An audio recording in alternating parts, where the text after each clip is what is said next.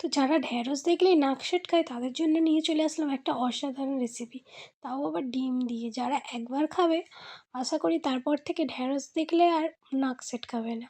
তো প্রথমেই ঢ্যাঁড়সগুলোর লেজ আর মুখটা কেটে নিলাম এবং একটা ঢ্যাঁড়সকে দুটো ভাগ করে কেটে নিলাম। ঢ্যাঁড়সগুলো কেটে ভালো করে ধুয়ে লঙ্কা গুঁড়ো, হলুদ গুঁড়ো, জিরে গুঁড়ো, স্বাদ মতো লবণ দিয়ে অল্প একটু বেসন দিয়ে ম্যারিনেট করে নিলাম। তো ম্যারিনেট করা ঢ্যাঁড়সগুলোকে সরিষার গরম তেলে ভাজিয়ে নিলাম। হালকা লালচে করে ভেজে নেবার পর ওই তেলেই পেঁয়াজ কুচি দিয়ে দিলাম। পেঁয়াজ কুচি দিয়ে তার উপর আদা রসুন বাটা দিয়ে ওর উপরে একটা ডিম ঢেলে দিলাম। ডিমটাকে ভালো করে নেড়ে চেড়ে একদম ভাজা করে নিলাম, ভুজি ভুজি করে ছোটো ছোটো। তার উপর ওই ডিমের উপরই লঙ্কা গুঁড়ো, হলুদ গুঁড়ো, জিরে গুঁড়ো, ধনিয়া গুঁড়ো দিয়ে স্বাদ মতো লবণ দিয়ে পরিমাণ মতো পানি দিয়ে দিলাম। পানিটা দেওয়ার পরে মশলাটাকে আবারও ভালো করে